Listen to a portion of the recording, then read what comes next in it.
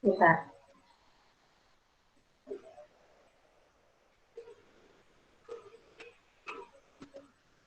Ini udah kelihatan belum?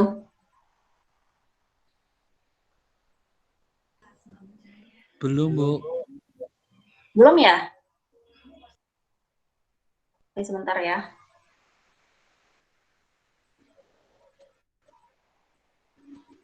Oke, ini udah. Sudah, Bu. Sudah, Bu.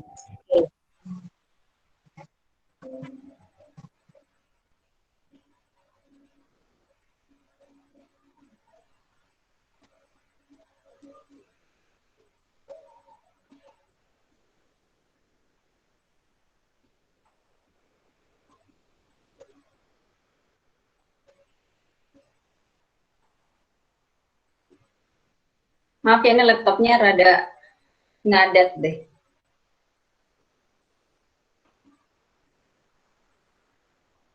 Oke. Jadi untuk hari ini kita bahasnya tentang proses capability analysis. Jadi kemarin kita udah menghabiskan seluruh materi tentang control chart.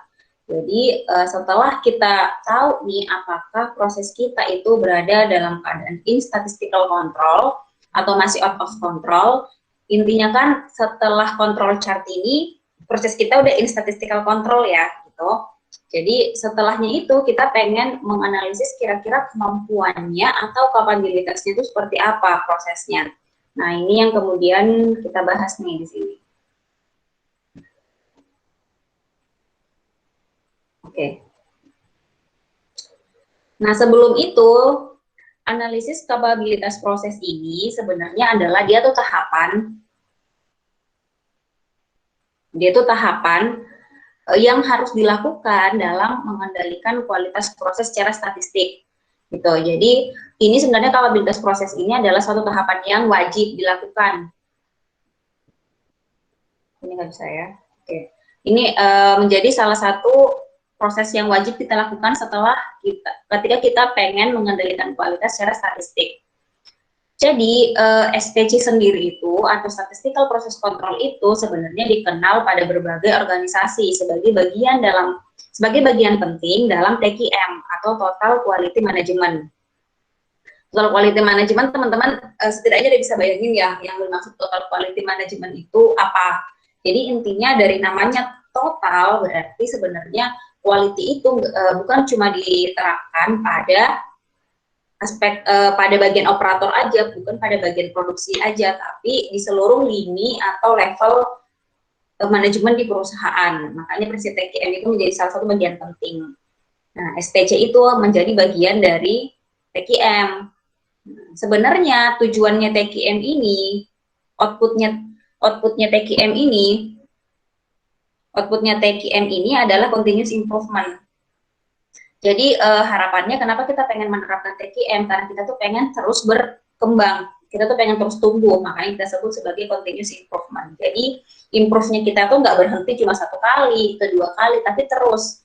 Jadi target ini, misalnya target pertama udah tercapai, nah terus targetnya dinaikin lagi, naik lagi gitu, jadi terus menerus. Tujuannya apa? Kenapa kita harus melakukan continuous improvement? Karena kita pengen zero defect. Nah, kita pengen tuh cacat kita tuh nol. Pokoknya nggak ada gitu. Harapannya kita bisa mengurangi segala ketidaksesuaian yang ada di organisasi kita. Salah satunya adalah SPC. Nah, di sini SPC ini membantu kita untuk memahami proses, terus membantu kita untuk mengidentifikasi masalahnya apa. Kemudian yang terpenting adalah untuk mengurangi atau memanage gitu variasi dari produksi kita. Gitu. Ataupun kegiatan-kegiatan kita gitu, seperti yang udah kita bahas di pertemuan-pertemuan paling awal, kan, kualitas itu salah satu pengertian pentingnya adalah variasinya itu kurang. Makanya di sini mereduce atau mengurangi variation itu menjadi hal yang penting. Nah, apa sih sebenarnya analisis kapabilitas proses? Jadi analisis kapabilitas proses itu sebenarnya adalah kita tuh pengen mendefinisikan apakah prosesnya kita itu, kemampuan proses kita memenuhi spesifikasi atau secara ininya, secara garis besarnya kita pengen mengukur kinerja proses kita, gitu ya. Jadi intinya di analisis kapabilitas proses ini kita tuh pengen tahu apakah hasil yang udah jadi itu sesuai nggak dengan spesifikasi. Karena sebenarnya ketika teman-teman lihat tuh, ketika kita bikin control chart kemarin, sebenarnya kan yang kesimpulannya adalah apakah dia ini statistical control atau enggak, apakah seragam atau enggak. Gitu ya. Jadi kalau kemarin control chart itu tuh kesimpulannya sebenarnya apakah dia seragam atau enggak, apakah dia melewati batas atas sama batas bawah atau enggak gitu. Yang itu pun hasil dari control chartnya ini, hasil dari yang menjadi center limitnya kan sebenarnya kita dapetin dari rata-rata ya, dari rata-rata data yang kita observasi. Sedangkan biasanya kalau spesifikasi ini adalah ketentuan dari perusahaan. Ketentuan perusahaan ini. Jadi perusahaan itu udah punya standar. Seperti yang udah kita sebut tuh di pertemuan-pertemuan awal. Kalau teman-teman pernah kayak ini misalnya 2 plus minus 0,5. Nah ini kan sebenarnya spesifikasi yang ditentukan perusahaan. Tapi pas kita kemarin bikin control chart, kita kan jarang nih pakai ini, malah nggak pernah ya. Kita malah cuma ngitung rata-ratanya yang dijadikan center limit. Ya benar, center limit. Nah, intinya analisis kapabilitas proses ini kita pengen membandingkan antara kinerja proses kita, kinerjanya secara aktual gimana, dengan tuntutan proses atau pemenuhan spesifikasi. Kinerja proses kita dapetin dari hasil control chart. Nah, spesifikasi ini adalah yang ketentuannya perusahaan. Misalnya 2 plus minus 0,5. Nah, ini yang ini pengen dibandingkan sama enggak? Ketemu enggak? Gitu. Ketemu enggak hasilnya? Ketemu enggak sih antara spesifikasi kita sama hasil kerjanya proses kita? Nah, ini sebenarnya yang pengen kita bandingin nih. Gitu. Gimana? Jelas nggak apa sebenarnya analisis kapabilitas proses itu?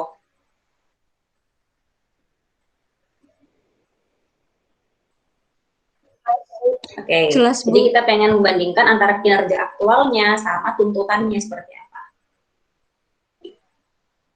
Nah ini ketika kita pengen menganalisis kapabilitas proses, jadi sebenarnya kapabilitas itu hampir sama dengan kemampuan ya, jadi jangan bingung kalau kadang saya bilang kapabilitas, atau kadang teman-teman dapatin bilangnya kapabilitas, ada juga bilang kemampuan, ini sama aja. Antara kapabilitas dan kemampuan ini sama aja, jadi jangan bingung.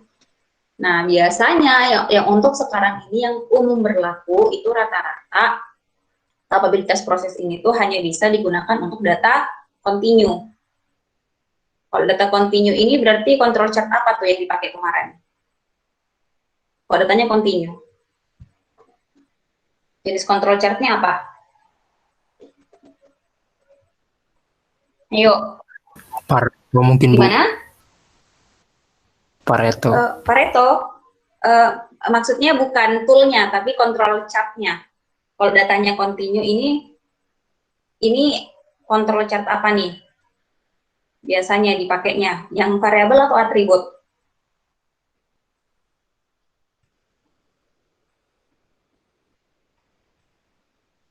Yuk.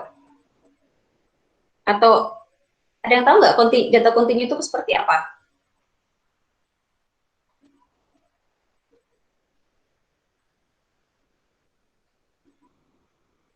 Data continue ini sebenarnya itu yang kita gunakan di control chart variabel, untuk data variabel. Jadi hasil pengukuran.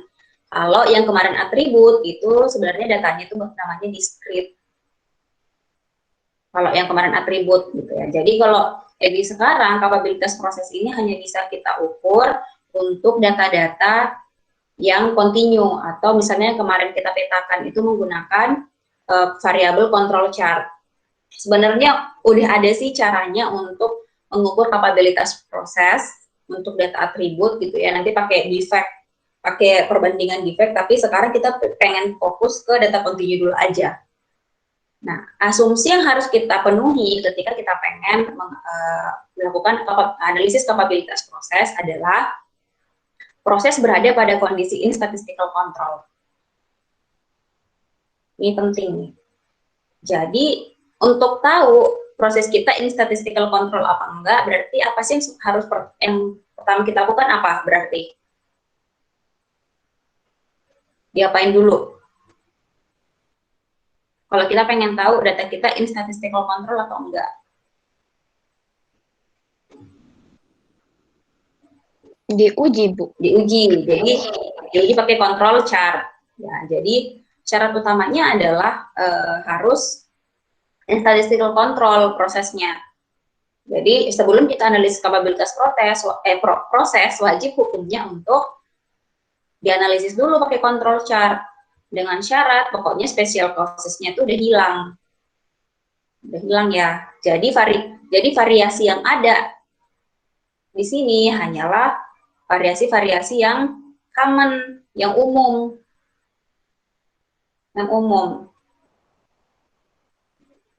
Jadi pokoknya nggak boleh ada yang keluar dari batas kontrol. Yang kedua adalah distribusi proses harus berdistribusi normal. Nah, karena dia data kontinu ya, biasanya data kontinu itu dia distribusinya normal. Beda kalau datanya bentuknya atribut, ya kan, dia kan angka diskrit. Nah, itu biasanya tuh dia nggak normal distribusinya. Makanya harus distribusi prosesnya itu adalah distribusi normal. Makanya sebenarnya harus diuji dulu. Nah, ada beberapa hal yang penting harus diingat atau akan digunakan ketika kita pengen menganalisis kapabilitas proses. Yang pertama, teman-teman harus tahu ada yang namanya batas spesifikasi. Batas spesifikasi ini beda sama batas kontrol atau UCL-LCL. Itu beda. Jadi batas spesifikasi ini beda sama batas kontrol. Nah, batas spesifikasi ini adalah batas yang diinginkan konsumen. Yang kita lihat melalui riset pasar dan perancangan produk dan jasa. Kemudian muncullah batas toleransi. Itulah tadi yang contohnya ini, 2 plus minus 0,5 ini adalah batas spesifikasi. Kalau kayak gini, berarti batas atasnya berapa? 2,05. Nah, 2,5. Batas bawahnya berarti 1,5.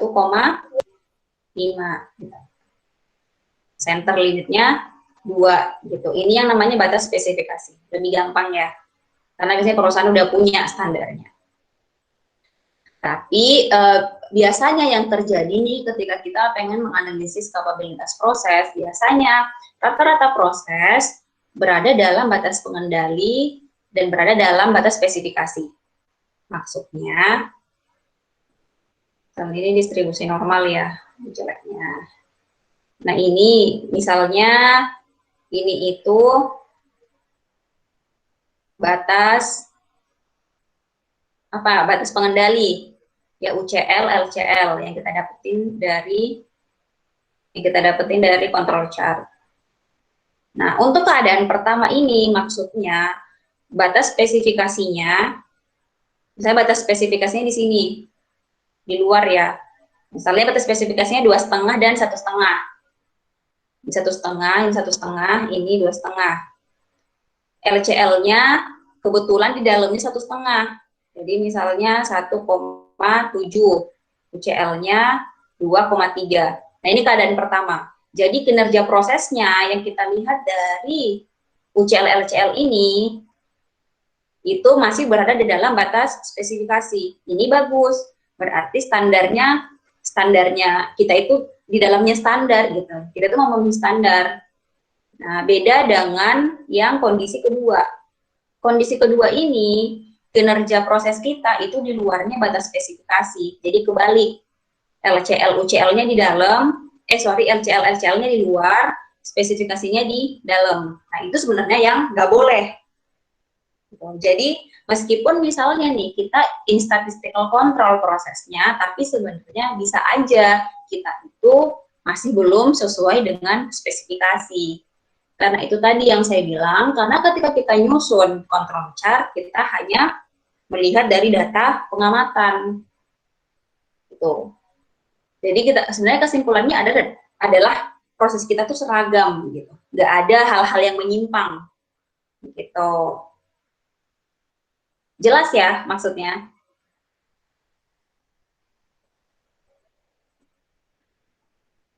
Oke. Nah, ini tadi contohnya. Ini bahasa Indonesia ya. Yang S ini, yang BSA, BSD itu batas spesifikasi. Yang tadi 2 plus minus 0,5.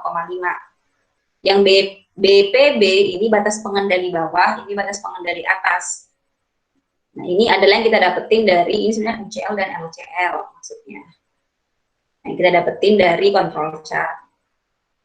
Kalau spesifikasinya kita tinggi, maksudnya di ini toleransinya lebih gede, terus proses kinerja kita tuh di dalamnya, berarti kan ini bagus nih. Ini sebenarnya yang kita pengenin. Beda sama yang kedua ini. Pengendali kita ini tuh batasnya tuh di sini. Ya, spesifikasi. Tapi kita malah di luarnya itu. Nah, ini berarti yang nggak boleh, yang salah. Gitu. Tapi ini bisa aja terjadi. Gitu. Jadi nggak menutup kemungkinan itu terjadi. Jadi nggak selamanya kayak gini. Jadi nggak selamanya kayak gini. Biasanya juga akan terjadi seperti ini. Ini tujuannya. Ini teman-teman sebenarnya saya serahkan ke teman-teman sendiri. Silahkan dibaca. Ini sebenarnya kalau teori kayak gini pasti teman-teman udah bisa paham sendiri lah. Ini manfaatnya, silahkan teman-teman baca juga nanti sendiri, mandiri gitu ya untuk baca. Nah, sekarang kita langsung masuk ke gimana sih cara menganalisis proses kapabilitas prosesnya. Ini salah satu yang akan kita gunakan adalah menggunakan rasio. Jadi proses capability ratio ini adalah salah satu metode untuk menganalisis kapabilitas proses. Analisis kapabilitas proses. Tujuannya ini kayak apa ya? Metodenya lah ini tuh. Perhitungannya sederhana sebenarnya. Jadi yang harus teman-teman kembali ingat adalah ketika kita pengen menganalisis kapabilitas rasio itu yang bisa kita gunakan adalah data-data kontinu. Nah, untuk atau misalnya data-data yang kita olah sebelumnya menggunakan variabel control chart. Nah, ketika kita ngomongin variabel control chart, berarti control chartnya X bar R, dan X bar S. Gitu. Ini menunjukkan rata-rata, ini menunjukkan apa nih? Ingat nggak? R dan S ini menunjukkan apa?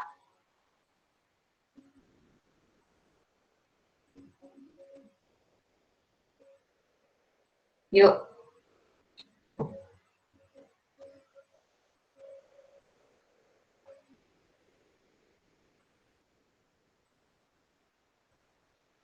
Yuk, R dan S menunjukkan apa?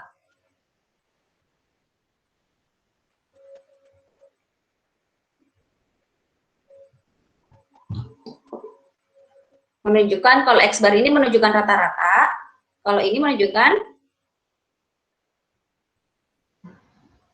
apa? Variasi. Variasi gitu. Jangan lupa ya gitu. Maksudnya kita kan selalu flashback. Nah, ini asumsinya ketika kita pengen menghitung ini nih, nilai CP, jadi namanya nilai CP. Yang kita mau hitung adalah nilai CP. Ini apa sih asumsinya? Pertama harus punya statistical control, berdistribusi normal, dan biasanya ini tuh asumsinya rata-rata proses terpusat pada target. Jadi maksudnya adalah ini misalnya rata-rata kontrol limit ya, kontrol limit. Nah, ini untuk nilai CP ini dia tuh selalu mengasumsikan bahwa nilai CL-nya ini, kontrol limitnya ini itu sama dengan spesifikasinya. Jadi misalnya tadi 2, spesifikasikan 2 plus minus 0,5 ya, berarti garis tengahnya kan 2 ya. Nah, ini mengasumsikan bahwa CL-nya itu juga 2. Jadi dia mengasumsikan seperti itu. Makanya dia tidak Makanya dia nilai CL ini nggak kita hitung di sini. Kita hanya pengen menghitung persebarannya atau variasinya. Cara menghitungnya sangat gampang. Nilai CP sama dengan allowable spread, jadi kayak persebaran yang diperbolehkan sama persebaran aktual. Gitu. Jadi USL, batas spesifikasi atas, upper specification limit dikurang sama lower specification limit dibagi 6 sigma gitu. Biasanya kan kemarin-kemarin kita pakai 3 sigma ya. 3 sigma tuh kalau kita ngitung control chart. Nah, di sini kita pakai 6 sigma. Kenapa meningkat? Ini sebenarnya kalau teman-teman belajar Six Sigma ya, itu sebenarnya sumbernya dari situ. Jadi ini kan kita udah beranggapan bahwa dia yang statistical control, makanya persebarannya tuh lebih spesifik lagi, lebih tinggi lagi spesifikasinya, makanya 6 sigma. Gitu. Cara menghitung sigmanya ini, nilai sigmanya ini nih, caranya kita hitung menggunakan, kita estimasi nih, biasanya kan dia unknown, tidak diketahui, makanya kita estimasi. R bar dibagi D2,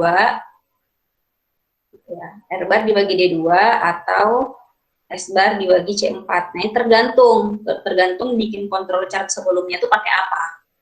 Kalau pakai X bar R, berarti kita pakai rumus yang ini. Kalau pakai X bar S, berarti kita pakai rumus yang ini. D2 sama C4, ingat nggak kita ambil dari mana? Dari tabel, Bu. Oke, dari tabel masih ingat ya, jadi saya nggak perlu menjelaskan lebih detail lagi. Nah, ini adalah interpretasi hasilnya. Kalau CP-nya ini hasil, bentar ya.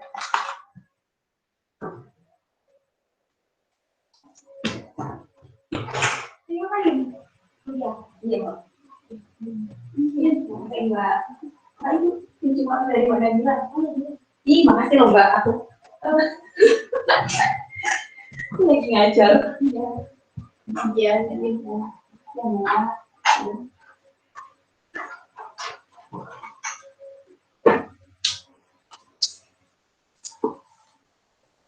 maaf ya sebelumnya. Jadi ini adalah interpretasinya nih. Kalau hasilnya nanti CP lebih dari 1, berarti kita bisa mengambil kesimpulan bahwa prosesnya capable atau prosesnya tuh oke lah gitu, mampu gitu. Kalau misalnya CP-nya sama dengan 1, berarti marginally capable proses, maksudnya adalah proses sama dengan spesifikasi konsumen. Ini tadi nih. Jadi kayak hasil prosesnya itu tuh kinerja prosesnya itu sama dengan yang diinginkan konsumen. Tapi kalau CP-nya kurang dari 1, nah ini yang harus yang menjadi tanda tanya besar nih. Berarti dia nggak capable prosesnya, harus diperbaiki lagi. Jadi walaupun dia in statistical control tuh kemarin-kemarin, tapi ternyata dia nggak capable karena dia nggak sesuai dengan apa yang dibutuhkan konsumen, gitu. Nah ini penggambarannya. Kalau dia CP-nya kurang dari 1, berarti kan tadi prosesnya nggak capable ya. Nah ini batasnya di LSL dan USL. Persebarannya nih melewati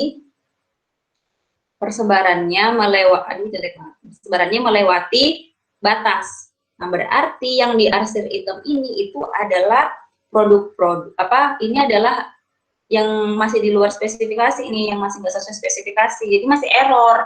Jadi masih ada spesifikasi yang nggak sesuai spesifikasi, masih ada yang nggak sesuai dengan spesifikasi.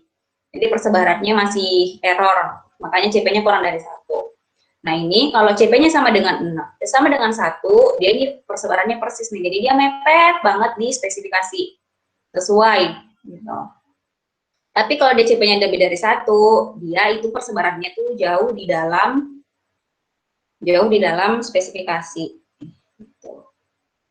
Karena tadi ini kan 1,5, ini 2,5. Kalau ini kan berarti persebarannya itu benar-benar berada di antara 1,5 sampai 2,5. Tapi kalau ini, nah ini kita anggap aja asumsinya misalnya 1,8 gitu ya, 1,8 sampai dengan 2,3 misalnya. Gitu. Ini perbandingannya. Ada yang ingin ditanyakan dulu nggak? Atau masih bingung? Atau saya kurang jelas gitu, atau kecepatan?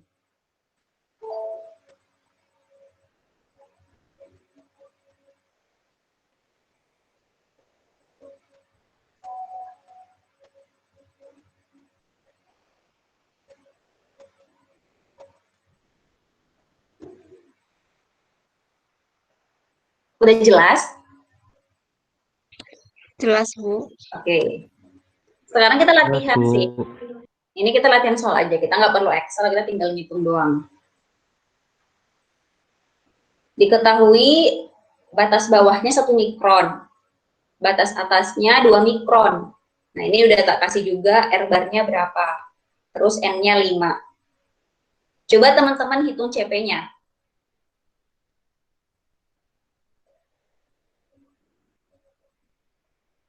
Teman-teman hitung CP-nya.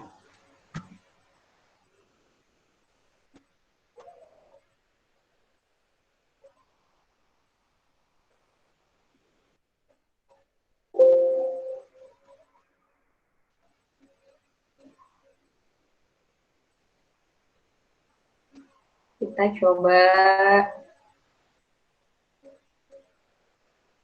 Ibu lihat soalnya, Bu. Oke, bentar ya.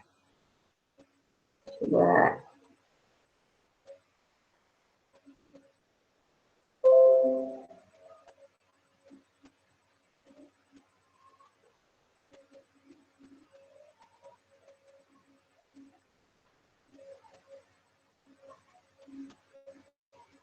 Kelihatan nggak ini papan tulisnya? Saya baru mencoba menggunakan fasilitas Google Meet. Kelihatan, Bu. Oke, kita coba pakai ini ya.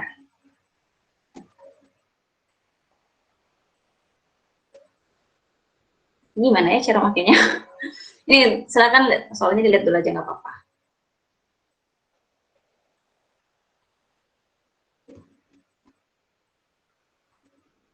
Nih, LSL 1 mikron, USL 2 mikron, R bar-nya 0,32521. 0,32521. N-nya 5. Udah dicatat?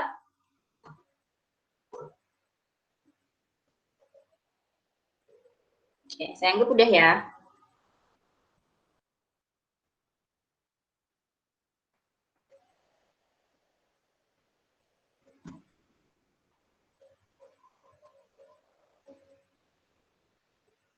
Jadi tadi kita tahu USL-nya 2 mikron, LSL-nya 1 mikron, R bar-nya sama dengan 0,32521 ya, atau kebalik.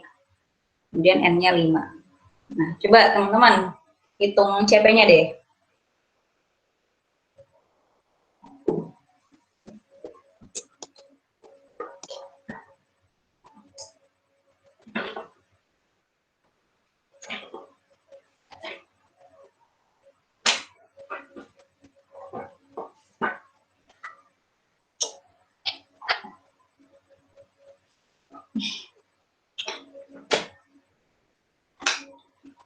Ada yang udah?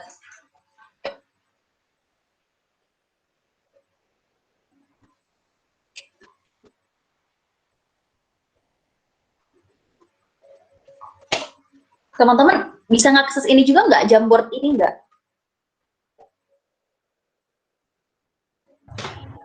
Paling Hanya di lihat, download Bu kalau di HP Bu. Oh, di HP susah ya. Kalau di PC cuman bisa ngeliat doang, Bu, pengaturannya. Oh, bisa lihat doang, nggak bisa join ya? Nggak bisa ikut ngerjain bareng ya? Mungkin bisa diubah, Bu. Dibagikan itu coba. Ini tadi udah ada yang bergabung tuh, Reza Palevi. Jadi cuman bisa ngeliat doang, Bu. Oh, itu ya. Kayak kalau diubah nanti bisa ikut ngedit. Oh, gitu. Terus gimana nih caranya? Salin link. Ganti itu, Bu. Apa emang cuma bisa ngeliat ya? Pengakses lihat sajanya diganti, Bu. Oh, editor gitu ya, ini ya. Ya.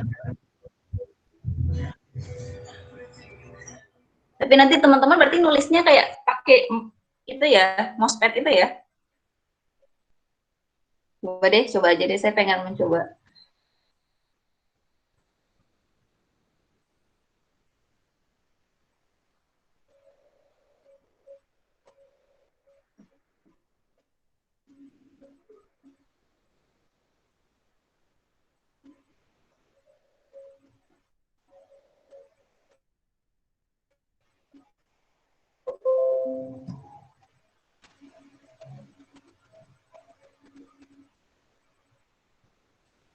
Oke, udah yang udah kelar belum? Hasilnya 1,192 enggak sih, Bu? Oke, benar. Benar ya, caranya gimana? Gampang banget ya. Ini berarti CP-nya sama dengan, kok miring gini sih tulisannya? Ini OSL-nya 2, kita langsung aja 2 kurang 1 dibagi 0,32521 dikali, maaf ya, dikali 6. Maaf. Cara hapusnya gimana nih? Cara hapusnya ini. Ya. Maaf ya semuanya, saya baru belajar nih pakai ini. Oke, rumusnya 2 kurang 1 dibagi 6 dikali, pertanyaannya kan kita belum punya ininya ya, sigmanya, nilai sigmanya berapa. Cara sigmanya tahunya gimana?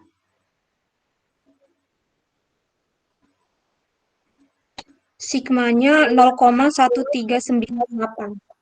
Itu ada yang bisa nulis ya? Enggak ya? Bukan, itu saya ya. 0,32521 dibagi berapa nih? Dibagi 2,326, Bu. 0,326. Hasilnya itu dia bisa nulis tuh. Iya bukan? Hasilnya 0,13981. 0,1398. Ya, oh ternyata bisa nulis kok. Sama dengan tadi hasilnya berapa Mbak? Ini ngomong siapa sih? Sorry. Raca, Bu. Oke Raca, sip. Makasih Raca. 1,1,92. Itu siapa tuh yang nulis-nulis nih? Oke, jadi ini ya. Jadi sangat gampang untuk menentukan probabilitas proses. Nah, ini hasilnya, interpretasinya apa? Kalau menghasilkan 1,192. Capable proses. Berarti prosesnya capable ya, gitu kita anggap capable. Oke, ini berarti kalau teman-teman pada bisa mengakses ini, nanti mungkin teman-teman kalau kita latihan soal, teman-teman kerjain di sini aja, gitu, kalau pada bisa. Jadi kita balik ke materi. Bu, izin bertanya, Bu. Oke, silakan. Bu, tadi hasil 2,236-nya dari mana ya, Bu? Ya, maaf, putus-putus soalnya, Bu. Oh ya, sorry juga ya. Yang mana? Yang ini ya, 2,32 nih. Iya, Bu. Kita dapetin dari rumus ini nih. Nih. Nah, itu kan yang diketahui kita punya R-bar-nya ya. Berarti kalau kita punya R-bar-nya, kita tinggal lihat di tabel. Nilai tabel D2 untuk N-nya sama dengan 5 itu berapa? Nah, itu kita dapetin nilainya tadi 2,326 gitu. Gimana Mas? Oh iya, Bu. Terima kasih, Bu. Oke, sama-sama. Ya, kita lanjut ya. Atau yang ada yang pengen nanya lagi? Oh, ini dia hasilnya. Oke. Sama ya. Oke. Selain ini interpretasinya. Biasanya nih kalau kita pengen menginterpretasi lebih lanjut lagi ya, bukan cuma hanya kita pengen tahu kira-kira capable apa enggak, kita pengen tahu seberapa persen sih penggunaannya gitu. Jadi di sini useful practical implementation biasanya kita pakai, biasanya orang-orang nih kalau praktisi mereka juga pengen kesimpulan lain. Salah satunya adalah ini, mereka menggunakan nilai T. Sangat sederhana, ini kayak rasio aja, 1/CP dikali 100. Ini sebenarnya kita pengen tahu berapa persen sih spesifikasinya itu, berapa persen sih rentang spesifikasinya itu yang digunakan. Ini emang agak susah nih, maksudnya agak susah menjelaskan gitu. Misalnya itu tadi, ini distribusi normal. Batas spesifikasinya itu, nggak usah gitu.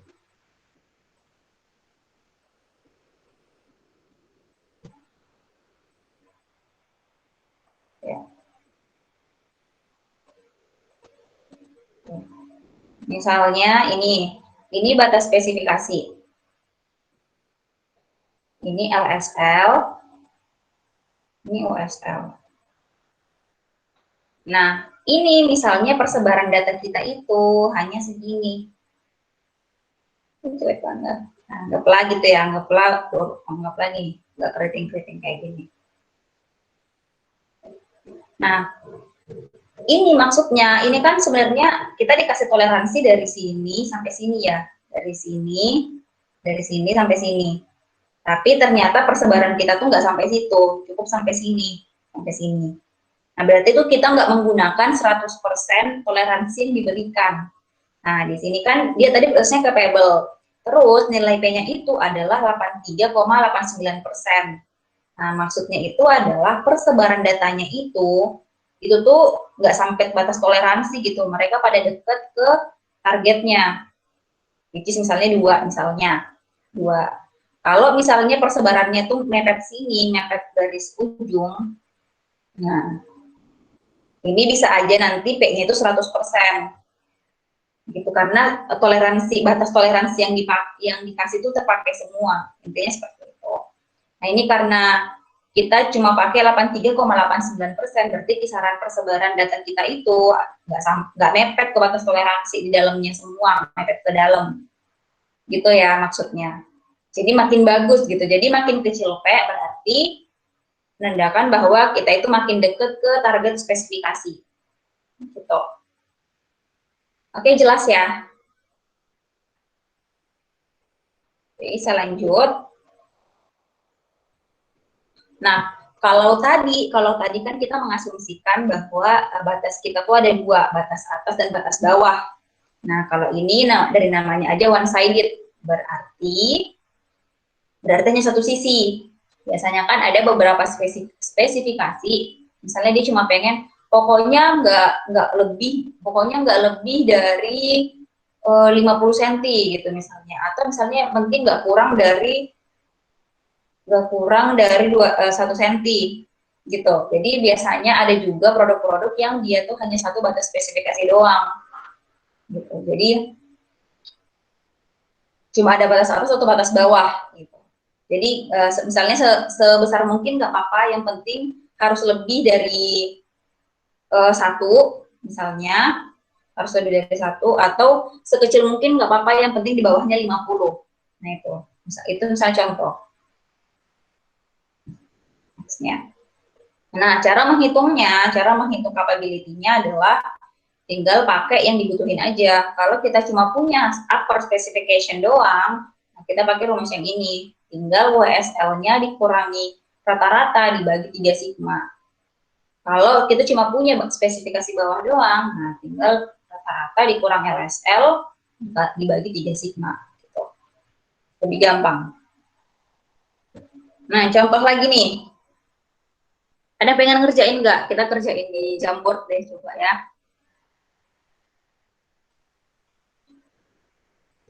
Kelihatan deh.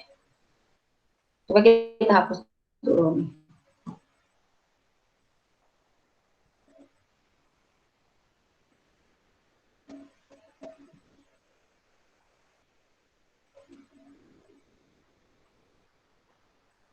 Makasih udah dibantu dihapusin.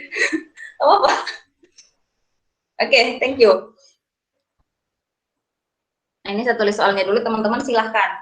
Tadi LSL-nya kita ketahui berapa? 200 ya. 200 PSI ya. Ya, 200 PSI. Kemudian apalagi yang kita ketahui? Rata-rata atau mu. Ini berapa? 264.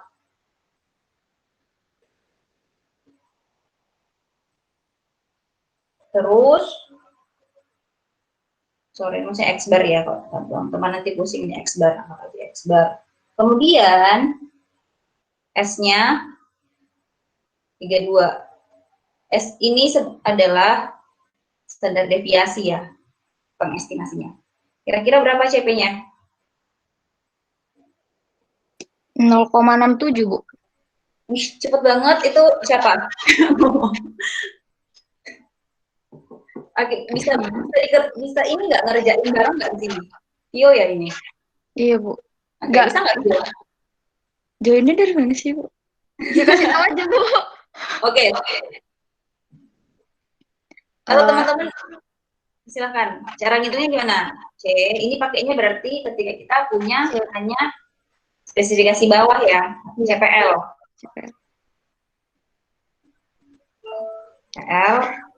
Caranya gimana, Vio? Mu dikurang LSL per Mu-nya berarti 264, langsung aja ya. 264 dikurang 200 dibagi Tinggi. 3 dikali 32. Oke. Ini hasilnya adalah 67. Oke. Gampang ya, jadi emang analisis proses ini tuh lumayan gampang gitu, selama kita sudah melewati tahap mencari, mengetahui in statistical control apa enggak. Gitu.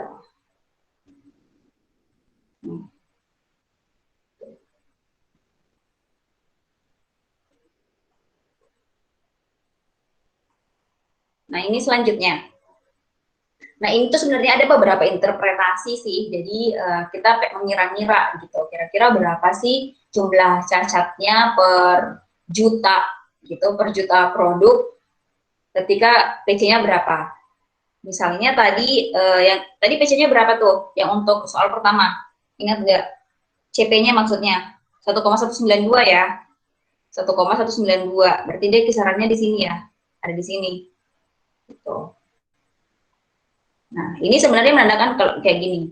Kalau misalnya CP-nya 0,25, itu perkiraannya itu tuh dari 1 juta produk terdapat 226 produk yang cacat. Nah, itu interpretasinya. Kalau misalnya one sided specification. Kalau two sided, nah, dari 1 juta, jadi per million gitu ya, per 1 juta produk kira-kira tuh ada 453.255 unit yang cacat. Itu interpretasinya. Jadi semakin rendah CP-nya, itu tuh semakin banyak yang cacat, yang di bawah spesifikasi maksudnya. Gitu. Jadi kita kan di sini nih, yang pertama nih 1,192 tadi. Berarti kira-kira tuh kita letak cacatnya tuh di sini nih, antara 967 sampai 2700. Ini untuk tahu kira-kira caranya gimana? Untuk mengira-ngira kira-kira nilainya berapa? Kalian tahu nggak caranya? Pakai interpolasi. Jadi dikira-kira, ini saya juga, jadi diinterpolasi gitu. Jadi misalnya 1 kurang, ada yang bisa interpolasi nggak? Tahu interpolasi nggak?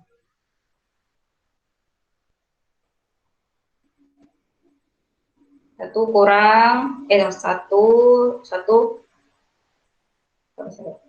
saya juga agak ini.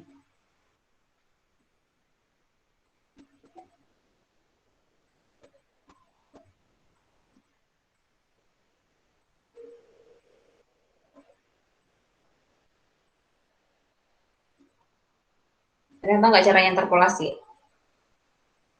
Misalnya 1,110 dikurang 1 per 1 dikurang 1,10 dikurang 1,19. Nah, kurang lebih kayak gini nih. Terus 1 itu 2700 dikurang X, ini X yang kita pengen tahu. Kemudian 2700 dikurang 967. Nah, ini dipindah-pindahin sampai ketemu X-nya berapa. Semoga ini benar ya caranya. Yang penting secara garis besar yang kayak gini nih. Pasti teman-teman pernah tahu lah ya. Ini kebalik-balik apa enggak juga saya belum nyoba, tapi secara garis besar kayak gini. Nah, ini X-nya yang pengen kita tahu. Jadi 1,1 itu kan dari ini. Dikurangi 1. 1 itu 1, oh kebalik berarti. Kebalik ini. Pokoknya ini kebalik lah. disesuaikan gitu. Intinya kayak gini-gini nih teman-teman. Saya juga lama gak interpolasi, tapi ini secara garis besarnya kayak gini. Nanti kita coba latihan ya. Teman-teman coba latihan di rumah. Nah itu kira-kira kita bisa tahu berapa sih angka di antara 967 sampai 2700 ini yang berrelasi atau relatif terhadap 1,19 hasil kita. Malah di sini ya 1,19 itu di sini nih. Oh, salah deh. Gitu, ini di sini. Jadi di sini. Gitu ya. Nanti teman-teman coba latihan sendiri. Nah, ini adalah recommended minimum values of the process capability ratio. Jadi biasanya kalau di perusahaan-perusahaan itu mereka biasanya itu udah punya target, pokoknya CP-nya tuh harus segini, gitu. Biasanya mereka tuh merekomendasikan 1,33 untuk nilai CP-nya. Mereka pokoknya targetnya 1,33. Karena ketika dia 1,33, berarti kesarannya di sini ya. Di sini, berarti itu hanya ada sekitar, anggaplah 70 atau 60-an produk yang cacat per 1 juta produksi. Itu kan sangat dikit ya. Nah, itu yang dianggap itu udah paling optimal lah, gitu maksudnya. Gitu. Jadi ini adalah recommended minimum. Biasanya perusahaan-perusahaan itu dia punya target pokoknya nilai CP-nya itu harus 1,33 minimal. Gitu. Kalau misalnya prosesnya udah ada, kalau new proses dia 1,5. Kalau dia nanti safety, strength of critical parameter, dia harus lebih tinggi lagi, 1,50, 1,67, dan 1,45 dan 1,60. Gitu.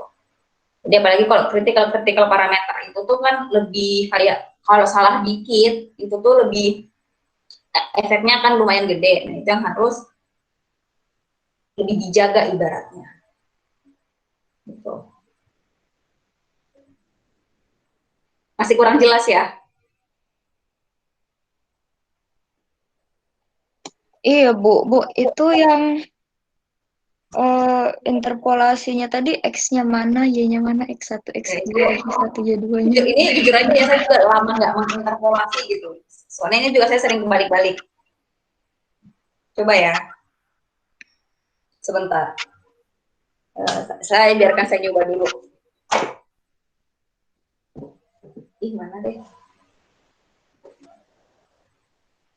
Jadi intinya itu kita pengen memprediksi berapa sih nilai di tengah-tengah itu ya. Sebentar. Nah teman-teman kalau lebih tahu dari saya nggak masalah kalau misalnya ada, ini saya tahu nih cari interpolasi silahkan. Kita sharing aja. Saya terakhir menginterpolasi kayaknya S1 apa.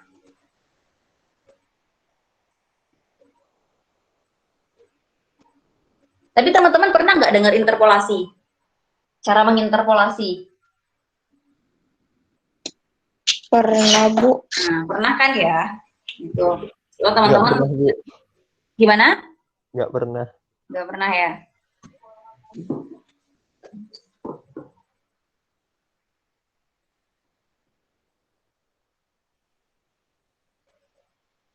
Oke, coba ya.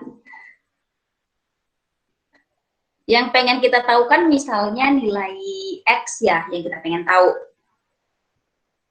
Ya enggak? Misalnya nilai apa? Misalnya nilai X itu, mana kok penanya ini? Misalnya X itu yang pengen kita tahu. X itu adalah berapa sih nilai ppm-nya. Oke. Nah, ini kan yang kita tahu adalah nilai 1,192 itu berada di antara 1,1 dan 1,2. Gitu. Berarti nilainya X ini ada di antara 967 dan 318 ya. Oke. Nah, ini anggaplah yang sisi ini tuh kita udah ketahui semua. Berarti tinggal kita X-nya berapa? Sorry. Mana penanya ya? Sorry. Oke. Nah, ini kan 1,19 yang nilainya kita pengen tahu. Jadi coba 1,19 dikurang angka bawahnya berapa? Angka bawahnya 1,1 ya. 1,1 aja. 1,1 dibagi 1,2 dikurang 1,1. Gitu. Sama dengan 1,19 yang kita pengen tahu kan nilainya, X dikurang 1,1 itu dia respektif tuh 1,1967. Yang bawahnya 1,2 respektif tuh 318 kurang 967. Minus nggak ya ini hasilnya? Benar nggak ya? 1,19 kurang 1,1 berapa? 0,09 ya.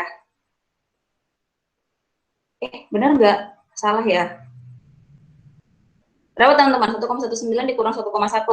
Iya Bu, pas Bu. Benar ya? Benar, Bu. 1,2 dikurang 1,1? 0,1. Oke. X dikurang 967. Yang bawahnya berapa nih? Minus 963 Bu. 962. 0,2. Apa? 318 kurang 967 berapa? 963. 963. 0,2. Minus Bu, minus. 3,8 kurang 967 kan Bu? 649. 318. 318. Hah, min 318 kan ini nih. Dia 101,2 kan 3,18. Makanya dia 1,2 318. Oh, yang diambil itu. Iya Bu, sayang sama. Ya enggak apa-apa.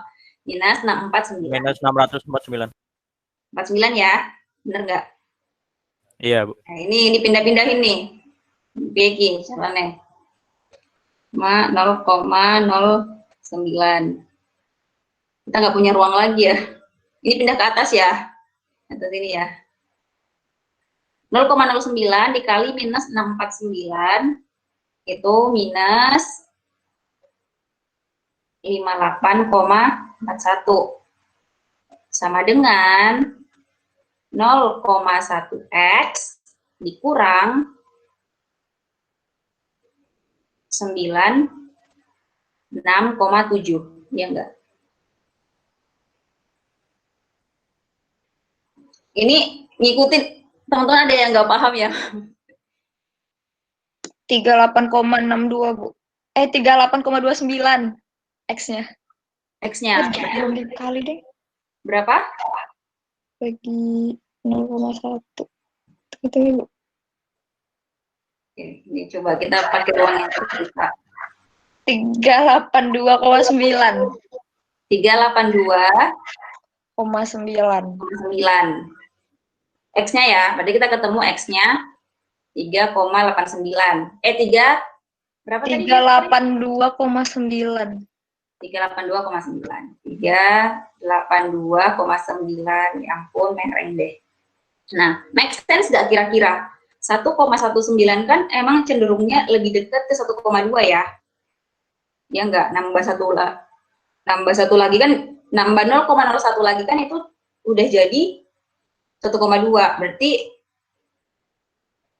kira-kira gimana? Jadi kira-kira hasilnya emang masih sekitar 300-an gitu, karena emang dia lebih dekat sama 1,2.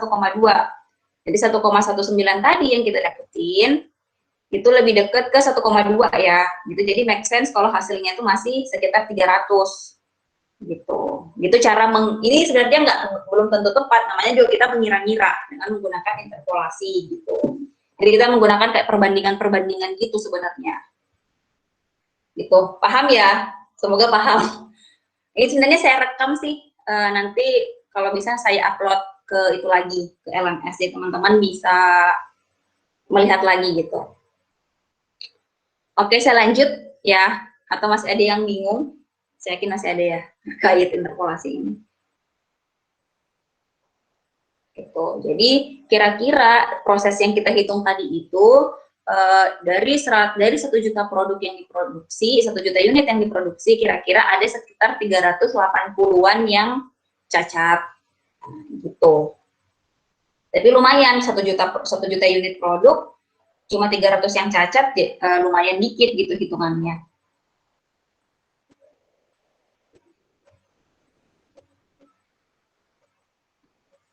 Oke, saya lanjut ya. Nah, ini selanjutnya.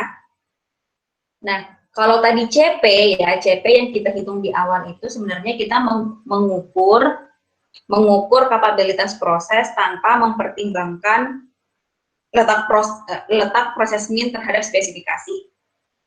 Maksudnya adalah tadi kan di yang CP pertama itu kita selalu mengasumsikan bahwa nilai rata-rata prosesnya itu atau center limit itu sama dengan spesifikasi. Nah, itu yang kita asumsikan. Yang berbeda hanyalah persebarannya gitu. Nah, tapi sebenarnya belum tentu tuh itu selalu terjadi seperti itu. Jadi rata-rata proses diasumsikan sama dengan titik tengah dari batas-batas spesifikasi dan proses berada pada kondisi in statistical control. Nah, tapi kenyataannya nilai rata-rata itu tuh nggak selalu di tengah. Jadi kita perlu tahu selain persebaran dan juga di mana sih letak rata-rata prosesnya. Contohnya gini, teman-teman lihat yang A. Nah, tadi yang kita kerjain itu, yang kerjain yang di pertama kali CP, misalnya CP-nya 2. Nah, kita mengasumsikan bahwa sebenarnya rata-rata CP ini misalnya spesifikasinya ya, spesifikasinya misalnya 2. Nah, ini kita selalu mengasumsikan bahwa proses itu emang kontrol limitnya tuh, center limitnya rata-ratanya juga 2. Pertanyaan juga 2. Padahal sebenarnya kenyataannya nggak kayak gitu. Bisa aja seperti ini yang B. Jadi CP-nya 2, gitu ya. CP-nya 2. Maaf teman-teman, maaf saya ulang. Saya ulang ya. Saya salah menjelaskan.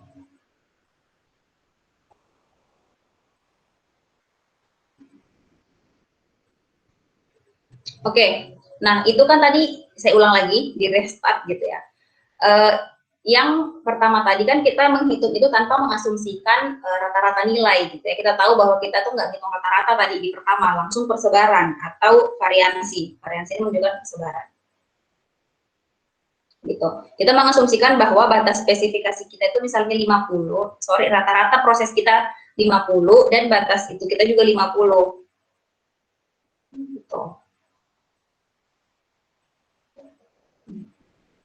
Nah, ini yang pertama kita kerjakan tuh ini tadi.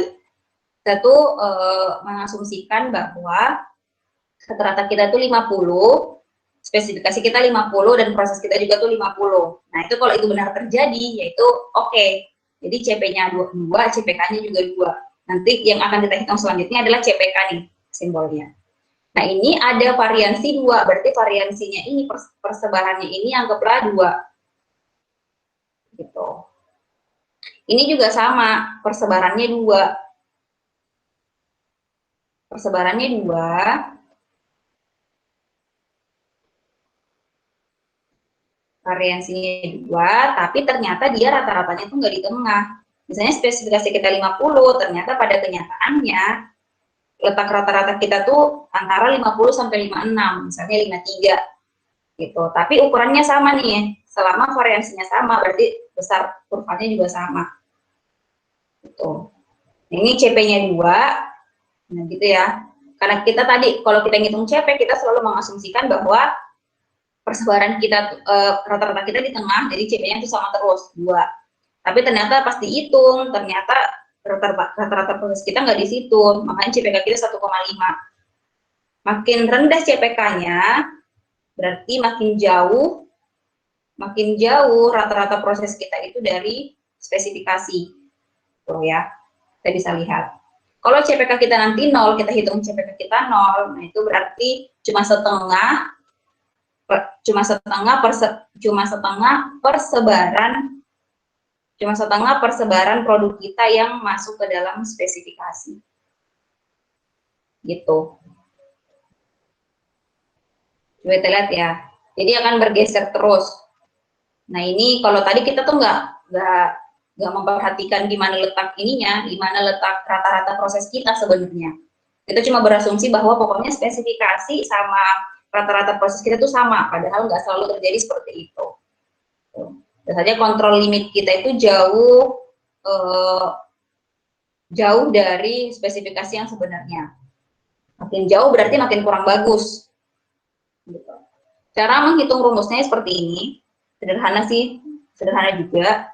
Kita mencari nilai yang paling minimal antara CPU dan CPL. Ya, CPU tadi USL kurang rata-rata dibagi 3 sigma, sedangkan CPL rata-rata dikurang LSL dibagi 3 sigma. Nah, ini dicari hasilnya tentuin yang paling minimum yang mana. Nah, yang paling minimum ini yang kemudian yang menjadi nilai CPK-nya. Tuh. Oke? Bisa dipahami ya maksudnya rumusnya dan apa sebenarnya yang dimaksud. Jadi ini anak gimana? Bisa Bu, bisa. Oke, ini kan namanya off center proses ya, berarti ingat aja kalau ini untuk off center proses, berarti ini yang tidak mengasum, yang ini bisa aja center line-nya itu tuh berbeda dari center limit rata-rata proses. Nah, coba dihitung. Mu-nya 53, sigmanya 2, WSL 62, LSL 38. Berapa CPK-nya?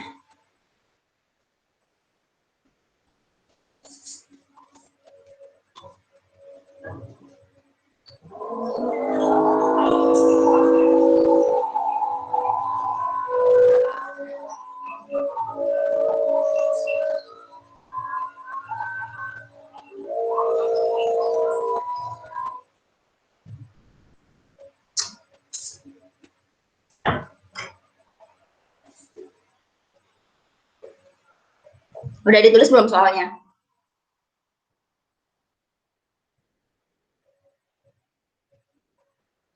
Udah Bu. Oke. Hasilnya berapa?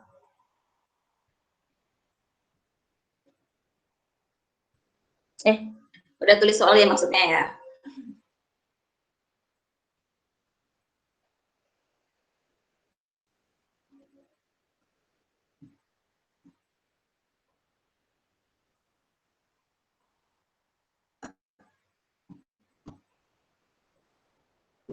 Oke, ada yang mengerjakan nggak itu lewat Jamboard itu ya, kelihatan deh. Ada yang pengen nggak ini lewat Jamboard?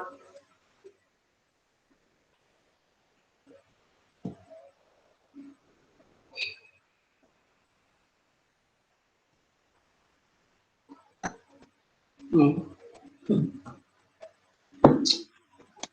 1,5,2,5 ya Bu? Berapa? 1,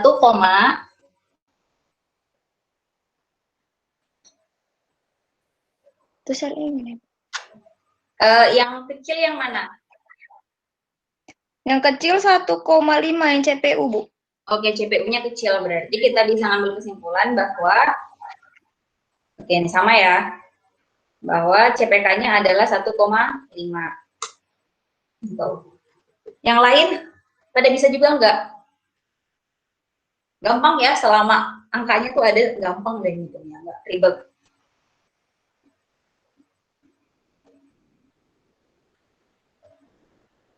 Oke, kalau udah pada bisa, kita interpretasikan.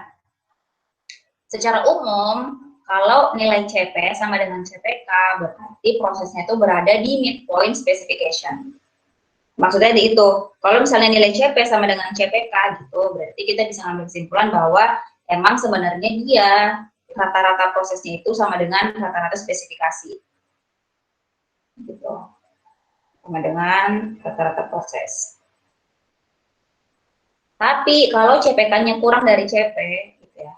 Jadi kayaknya itu nggak akan ada hasil CPK lebih besar dari CP. Jadi selalu hasilnya itu CPK kurang dari atau sama dengan CP.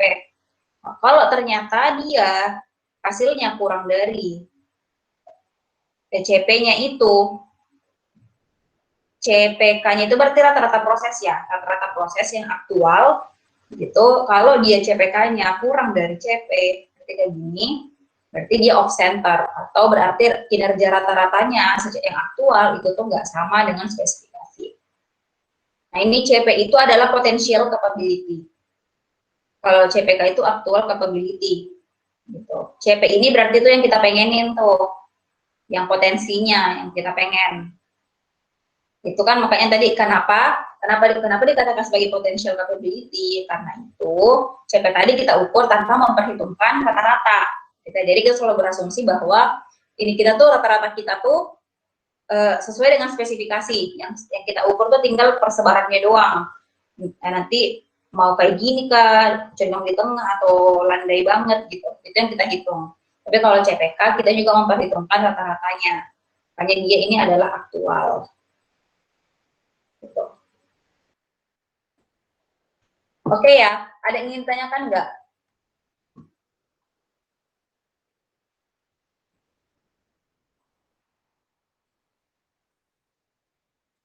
Kalau udah nggak ada,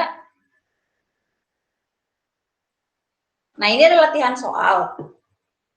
Latihan soal, sebuah mesin diukur suhunya 3 kali setiap harinya selama 20 hari. Spesifikasi suhu adalah 200 plus minus 10 derajat Celcius. Lakukan analisis kapabilitas untuk proses tersebut. Datanya ini saya taruh di LMS. Silahkan teman-teman untuk latihan soal sendirilah di mana? Di rumah gitu. Ini tugasnya ini maksudnya latihan soal ini nggak wajib, tapi kalau misalnya teman-teman kumpulin, nanti saya buka di LMS, nanti teman-teman akan dapat tambahan poin, tapi kalau misalnya nggak ngerjain ya nggak apa-apa. Ini saya cuma pengen latihan doang gitu. Jadi kalau teman-teman pengen ngerjain gitu ya, pengen latihan, terus mau dikumpul, nanti ke LMS, saya buka tempatnya, silahkan. Kalau nggak dikerjakan juga nggak apa-apa. Gitu. Jadi ini akan jadi nilai tambahan doang nih. Jadi misalnya kemarin-kemarin nilai UTS-nya ternyata, atau nilai kuis, nilai UTS-nya ternyata dirasa kurang, silahkan kerjain aja latihan soal ini untuk menjadi tambahan nilai. Tapi kalau misalnya merasa nilainya tinggi, nggak butuh tambahan nilai lagi, nggak masalah, nggak dikerjakan nggak apa-apa. Atau merasa udah, atau misalnya cuma pengen latihan doang, ya nggak apa-apa, silahkan. Pokoknya ini tugasnya sifatnya bebas lah, nggak wajib. Sunnah juga nggak sunnah-sunnah banget gitu. Pokoknya bebas, mau dikerjakan boleh, nggak dikerjakan boleh. Oke, pertemuan hari ini cukup sih. Ada yang pengen tanyakan dulu nggak?